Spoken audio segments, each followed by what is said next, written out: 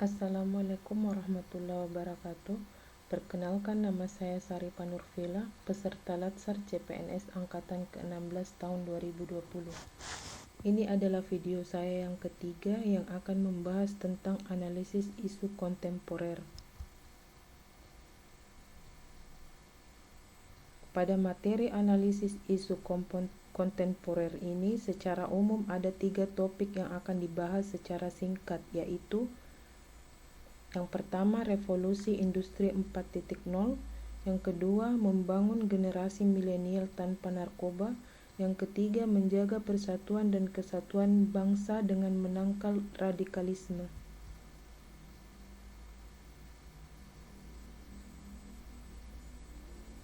Yang pertama adalah revolusi industri 4.0. Apa itu revolusi industri 4.0? Revolusi industri 4.0 merupakan perubahan berbasis teknologi. Mengapa penting untuk membahasnya? Agar dapat beradaptasi dengan perubahan. Tantangan skill industri di masa depan. Yang pertama adalah kompleks problem solving, yaitu kemampuan untuk memecahkan masalah yang asing dan belum diketahui solusinya di dunia nyata. Yang kedua, social skill, yaitu kemampuan untuk melakukan koordinasi, negosiasi, persuasi, mentoring, kepekaan dalam memberikan bantuan hingga emotional intelligence. Yang ketiga, process skill, yaitu kemampuan yang terdiri dari active listening, logical thinking, dan monitoring self and the others. Yang keempat, system skill, yaitu kemampuan untuk dapat melakukan atau mengambil keputusan dengan pertimbangan cost benefit, serta kemampuan untuk mengetahui bagaimana sebuah sistem dibuat dan dijalankan.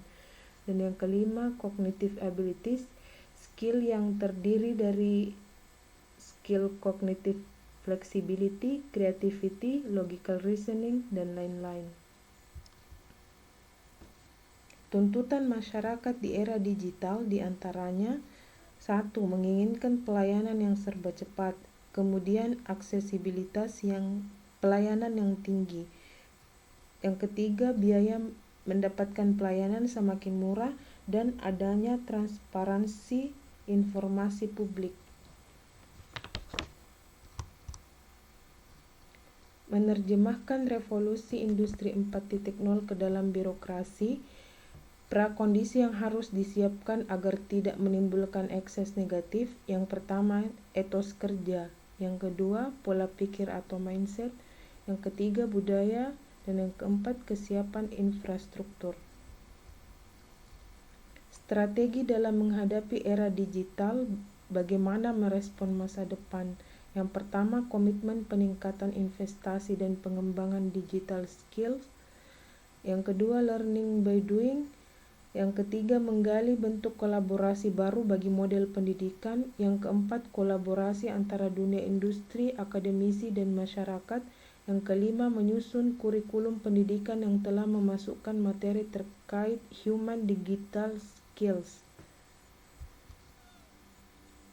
Selanjutnya, isu kontemporer yang kedua tentang narkoba, yakni membangun generasi milenial tanpa narkoba. Apa itu narkoba? Narkoba adalah narkotika, psikotropika, dan bahan adiktif lainnya. Efek yang ditimbulkan sangat berbahaya bagi tubuh, seperti ketagihan, kehilangan kesadaran, overdosis, hingga meninggal dunia. Presiden Jokowi telah menyatakan Indonesia darurat narkoba. Hal yang menyebabkan situasi nasional menjadi darurat narkoba, yang pertama, kondisi geografis Indonesia. Yang kedua, kondisi demografis Indonesia. Yang ketiga, peredaran gelap narkoba menyasar semua kalangan, terhadap orang dewasa dan juga anak-anak. Yang keempat, minimnya fasilitas dan aksesibilitas layanan rehabilitasi. Yang kelima, stigma terhadap penyalahguna narkoba sehingga takut melaporkan diri. Yang keenam, sistem penegakan hukum yang masih kurang efektif dan efisien. Yang ketujuh, modus operandi dan variasi narkoba yang semakin berkembang. Yang ke-8, lapas yang bertransformasi menjadi pusat kendali peredaran gelap narkoba. Kemudian langkah Indonesia hadapi darurat narkoba adalah yang pertama, sosialisasi bahaya penyalahgunaan narkoba. Yang kedua, rehabilitasi bagi pecandu dan korban. Yang ketiga, tingkatkan upaya terapi melalui pencegahan yang terprogram dan efisien. Yang keempat, penegakan hukum yang efektif. Yang kelima, waspadai dan ungkap modus baru sindikat internasional. Yang keenam, kerjasama internasional. Selanjutnya, isu kontemporer yang ketiga adalah radikalisme. Menjaga persatuan dan kesatuan bangsa dengan menangkal radikalisme. Apa itu radikalisme? Radikalisme adalah paham atau aliran yang radikal dalam politik atau sikap yang ekstrim dalam politik. Contohnya, membuat atau mengadopsi ideologi yang bertentangan dengan ideologi negara.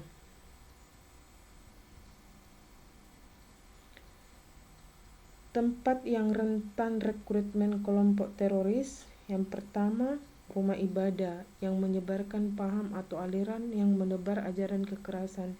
Yang kedua, lembaga pendidikan. Yang ketiga, pergaulan atau pertemanan. Yang keempat, media internet. Mengapa terorisme rentan muncul di media online? Yang pertama, karena mudah diakses. Yang kedua, tidak ada kontrol, regulasi, dan aturan. Yang ketiga, audiens yang luas mencakup seluruh kalangan masyarakat. Yang keempat, anonim. Yang kelima, kecepatan informasi. Yang keenam, media yang interaktif. Yang ketujuh, murah untuk membuat dan memelihara. Yang kedelapan, bersifat multimedia. Yang terakhir, internet telah menjadi sumber pemberitaan.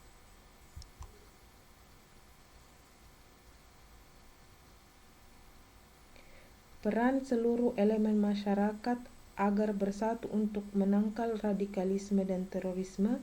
Yang pertama, lembaga pendidikan, yakni menanamkan pemahaman sejak dini bahwa perbedaan bukanlah suatu hal yang harus dipertentangkan, namun harus menjadi kekuatan yang saling melengkapi. Yang kedua, tokoh-tokoh masyarakat bisa membangun kesadaran, memberikan arahan, contoh, serta teladan dalam kehidupan yang penuh dengan keharmonisan dan toleransi. Yang ketiga, bagi eksekutif, legislatif, dan yudikatif bisa menjamin kehidupan yang penuh toleransi dan harmonisasi melalui penguatan regulasi dan penerapannya, mengalokasikan dukungan anggaran, mencegah dan mengatasi ancaman terhadap kebinekaan. Refleksi dan internalisasinya. Yang pertama, memberikan pemahaman tentang isu-isu kontemporer yang sedang terjadi saat ini.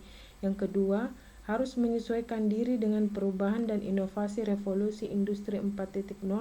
Yang ketiga, memberikan pemahaman tentang bahaya dan ancaman narkoba. Yang keempat, memberikan pemahaman tentang bahaya dan ancaman radikalisme. Rencana aksinya adalah: yang pertama, melaksanakan pembelajaran daring, menyesuaikan diri dengan proses pembelajaran yang berbasis teknologi. Yang kedua, selalu mengingatkan kepada mahasiswa tentang bahaya narkoba. Yang ketiga, membentengi diri dari paham radikalisme dan paham buruk lainnya. Demikian video singkat dari saya, semoga bermanfaat. Sampai jumpa di video selanjutnya. Terima kasih. Wassalamualaikum warahmatullahi wabarakatuh.